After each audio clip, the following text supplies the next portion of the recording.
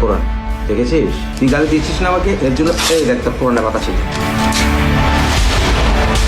আমার শেষ পর্যন্ত মুক্তি লাভ হয়েছে। হ্যাঁ, আমি ইসলামের মতো একটি ঘৃণ্য ধর্ম মতবাদ থেকে নিজেকে মুক্ত করতে পেরেছি। ইসলামিক মৌলবাদীকে ধ্বংস করতে হলে তোমাকে অবশ্যই আরেকটা মুসলিম লিবারাল সংগঠন দিয়ে তোমাকে ধ্বংস করতে হবে। তার টাকা কি মারলাম? আরে ভাই, আমার টাকা দিলে আমি খাইয়ে গেলাম। আমার মায়া দিবে, আমি খাবো। আমি যত বড় রকম তত মানুষেরটা মেরে দিন। বুঝেন না, হুর পাইবেন হুর, সাদা সাদা হুর। আল্লাহ সবচেয়ে বুড়ি না বড়। আমার স্ত্রী এবং আমি, আমরা দুজনই ইসলামে ফিরে এলাম। লা ইলাহা ইল্লাল্লাহ মুহাম্মাদুর রাসূলুল্লাহ। প্রত্যেকদিন একটা করে কোরআন ছিল। এই দেখ কোরআন দেখেছিস? মুফাসসির ইসলাম মুফা। তুই গালি দিয়েছিস না আমাকে, এর জন্য এই একটা কোরআনের পাতা ছিল।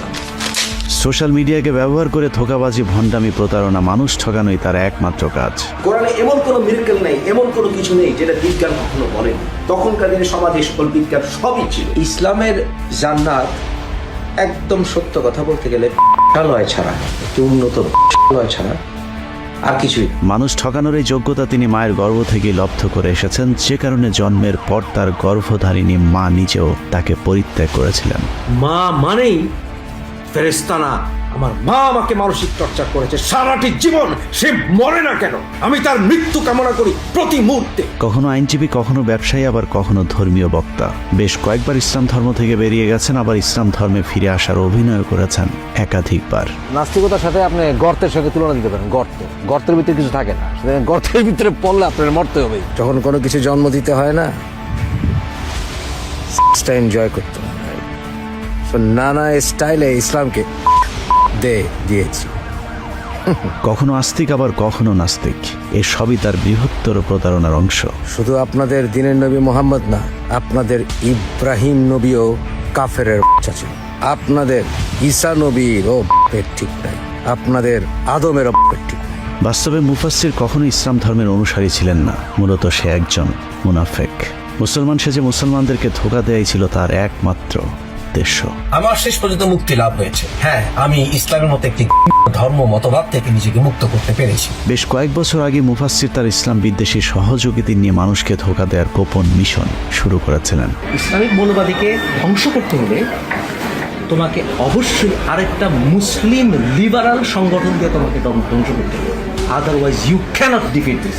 কতিপয় নাস্তিকের ওই বৈঠকের মূল উদ্দেশ্য ছিল আস্তিক সেজে মুসলমানদের ভেতরে ঢুকে কিভাবে আমাদের ঈমান নষ্ট করা যায়। আমরা ওদেরকে বলতে হবে, ওদেরকে বন্ধু বানাইতে হবে। আমি কিছু এক্সট্রিমলি লিবারাল মুসলমানকে নিয়ে আসবো। আমাদেরকে ইন্টারাকশন প্রমাণ করতে হবে যে আমরা নাস্তিকের মুভমেন্ট না। এরপরই শুরু হয় মুফাসসিলের ভয়ঙ্কর অভিযান। আমার স্ত্রী এবং আমি, আমরা দুজনই ইসলামে ফিরে এলাম। লা ইলাহা ইল্লাল্লাহ মুহাম্মাদুর রাসূলুল্লাহ। মুসলমান সেজেই কৌশলে মুসলমানদের ভেতরে কোরআন হাদিসের নানা ধরনের ভুল ব্যাখ্যা ছড়াতে থাকে মুফাসসির। মিরাজের কোনো অস্তিত্ব কোরআনে নেই, যেটাকে আপনারা শাবে মেরাজ বলেন, সেই শাবে মেরাজের কোনো অস্তিত্ব কোরআনে কোথাও। যে বিশ্বাস, যে ধর্ম, যে কিতাব আল্লাহু আকবার ধ্বনি দিয়ে মানুষের গলা, হাত, পা কাটার হুকুম দেয়, সেই ধর্ম পশুকে হত্যা করে আনন্দ উৎসব করা বন্ধ করে দিবে, ভাবাটাই বোকা। 5 ওয়াক্ত নামাজ আপনি কোরআনে খুঁজে পাবেন না। আপনি যদি ঠিক মতো কোরআন পড়তে জানেন, তাহলে ঈদ, আপনি এটা একটা ধর্মীয় অনুষ্ঠান, আমাদের বছরে 2 বার খুঁজে পাবেন। এরই মধ্যে নিজেকে নবীও দাবি করেছে মুফাসসির ওরফে মুফা পাগলা। এখন আমি নিজেকে রসুল এবং নবী দাবি করলাম। আল্লাহ আমাকে দিয়ে যেই ওয়াহি তোমাদের কাছে পৌঁছে দিয়েছে, সেইটাই হবে তোমাদের পাথেয়। এভাবেই সব মাত্রা ছাড়িয়ে পাগলামির এক নতুন মাত্রায় নিজেকে অধিষ্ঠিত করেছে প্রতারক মুফাসসির। আল্লাহ সবচেয়ে বড়। আমিন। আল্লাহ সবচেয়ে বুড়ি না বড়। যাই হোক, মুফাসসিল ইসলাম গ্রহণ করলো কি ছাড়লো তাতে ইসলামে যাবে আসবে না। কারণ মুফাসসিরের মতো এরকম শত সহস্র মানুষ ইসলামকে মুছে ফেলার চেষ্টা করতে করতে একদিন নিজেরাই থেমে গেছে। মুফাসসিরও একদিন থেমে যাবে, কিন্তু ইসলামে গিয়ে যাবে মুফাসসিরকে নিয়ে অথবা মুফাসসিরকে ছাড়াই। এই বিশাল মহাব্রহ্মাণ্ডে মুফাসসির অতি ক্ষুদ্র বিন্দু থেকেও ছোট বিন্দু। মহাকাশ থেকে মুফাসসিরকে দেখতে হলে বিশাল শক্তিশালী টেলিস্কোপের সাহায্যে দেখতেও খুব কষ্ট হবে। আমাদের মতো ক্ষুদ্র ক্ষুদ্র পৃথিবীর সবগুলো প্রাণী মিলেও যদি ইসলামকে ধ্বংস করতে চাই, তারপরেও ইসলামকে পৃথিবী থেকে কখনোই মুছে ফেলা সম্ভব না। অতএব মুফা ইসলামকে নিয়ে ভালো কথা বললো নাকি খারাপ কথা বললো তা একদমই আলোচনার বিষয় না। কিন্তু সমস্যা হলো ধর্ম নিয়ে মানুষকে ধোঁকা দেওয়ার পাশাপাশি ধর্মীয় অনুভূতিকে কাজে লাগিয়ে মানুষের কাছ থেকে কোটি কোটি টাকা বাগিয়ে নিয়েছে মুফা পাগলা। কখনো বৃদ্ধাশ্রম, কখনো আদম ব্যবসা, হোটেল ব্যবসা থেকে শুরু করে আইনি সহায়তার নামে শত শত মানুষকে পথে বসিয়েছে মুফাসসির ইসলাম। যারা আমরা আর্থিকভাবে সচ্ছল এবং যারা আমরা বিদেশে থাকি, যারা আমাদের পূর্ব প্রজন্ম, তাদেরকে সহায়তা করার যাদের ইচ্ছা আছে, যাদের সময় এসেছে আমাদের পাশে দাঁড়ানো। প্রতিটি বৃদ্ধর খরচ হচ্ছে মাসিক 2500 টাকা। এতে তারা একটি সুন্দর জীবন পায়, কিছুটা অবসর উদযাপন করে, বিভিন্ন জায়গায় বেড়াতে যেতে পারে। আমাদের এই বৃদ্ধাশ্রমে যদি আপনি গভর্নিং বডিতে আসতে চান, ন্যূনতম ইনভেস্টমেন্ট হচ্ছে পার হেড মাত্র 1000 পাউন্ড। ভুয়া অফিসের ছবি দেখিয়ে রেডিও, ম্যাগাজিন, টেলিভিশন ইত্যাদির মাধ্যমে ইসলাম প্রচারের কথা বলে বিভিন্ন মানুষের কাছ থেকে হাতিয়ে নিয়েছে হাজার হাজার পাউন্ড কিংবা ডলার। আমি এখন পিপলস ভয়েসের রেডিও এবং নিউজ পেপার অফিসে। আমাদের পিপলস ভয়েসের রেডিও এবং নিউজ পেপারের কাজ দ্রুততরভাবে এগিয়ে যাচ্ছে। পিপলস ভয়েসের টেলিভিশনটি হবে সম্পূর্ণ অনলাইন একটি টেলিভিশন।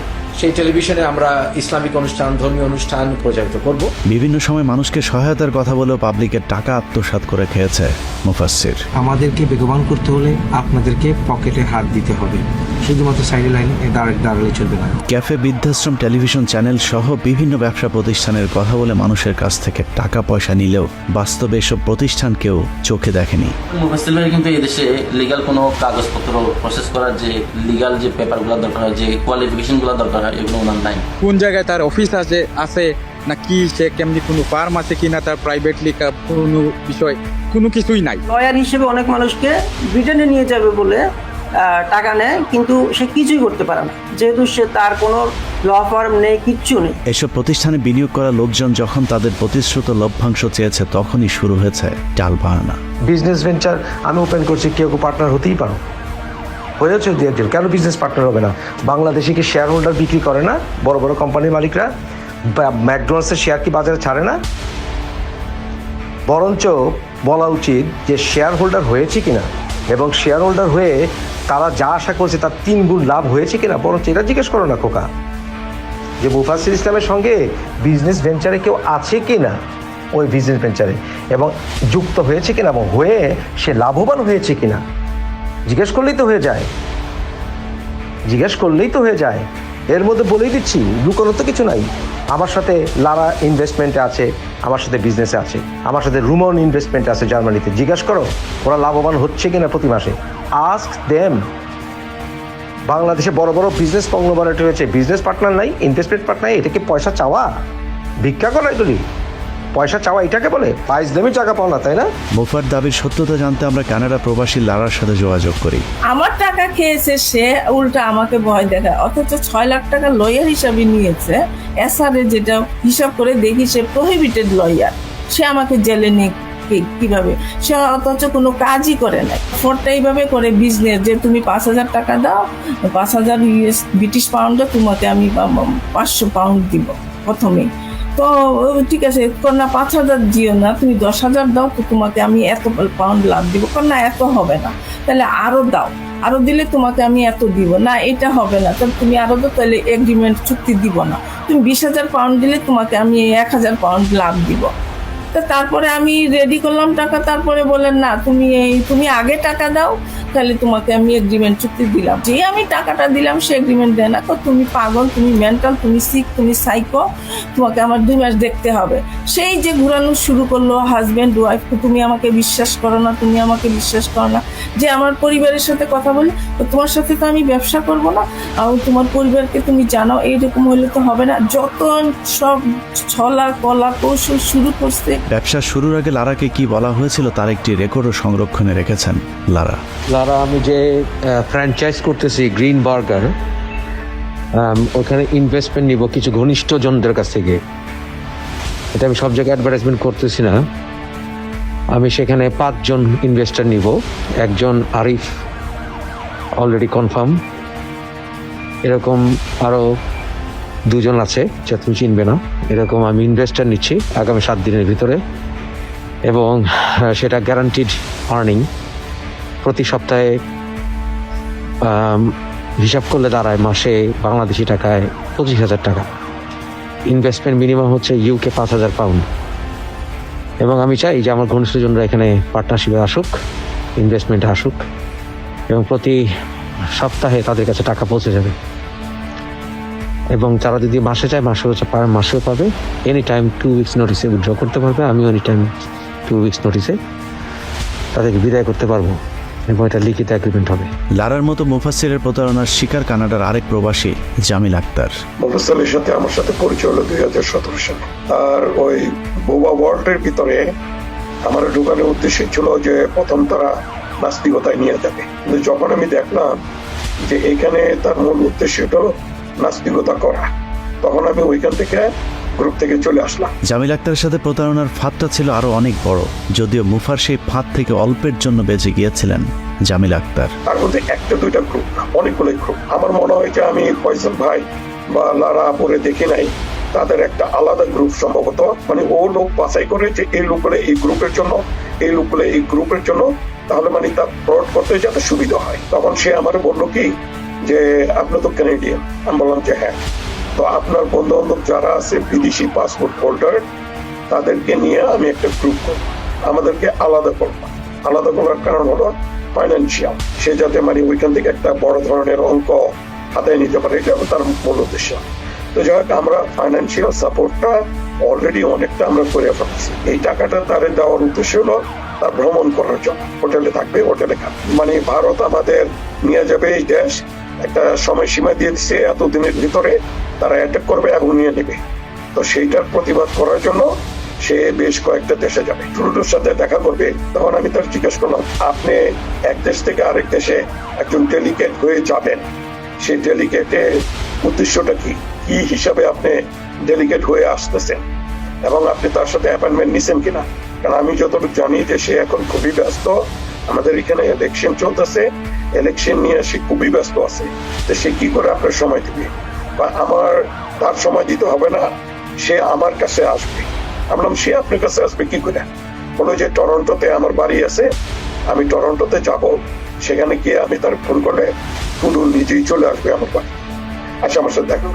তখন আমার একটা সন্দেহ হলো। এরকম অসংখ্য মানুষ অনলাইনে এসে মুফার 2 নম্বরের বিষয় তুলে ধরতে থাকেন। চারিদিকের এত সব চাপ সামাল দিতে না পেরে মুফা খেপে গিয়ে আবল তাবল বকতে শুরু করেন। তার টাকা কি মারলাম? আরে ভাই, আমার টাকা দিলে আমি খাই গেলাম, আমার মায়া দিবে, আমি খাবো। আমি যত বড় রকমও তত মাইন্ডসেটটা মেরে দেবো, কারণ আমি এখন বিরলে হওয়ার টার্গেট আছে। এভাবেই ধর্মীয় দুর্বলতাকে কাজে লাগিয়ে মুফা বিভিন্ন মানুষের কাছ থেকে টাকা পয়সা হাতিয়ে নেন। আর বাংলাদেশে আবেগে মুসলমানরাও বারবার তাকে বিশ্বাস করে নিজেদের ঈমান আর অর্থ দুটি খুইয়েছেন। আমি যদি এই বয়সে কারো বউ বাগাইতে পারি, আমাকে কি করতে হবে তোমাদেরকে বোঝাতে আমি নবী। মুফার বিরুদ্ধে লন্ডনে ধর্ষণ সহ বেশ কয়েকটি মামলা হয়েছে, যে কারণে লন্ডন থেকে পালিয়ে তিনি এখন কানাডায় আশ্রয় নিয়েছেন।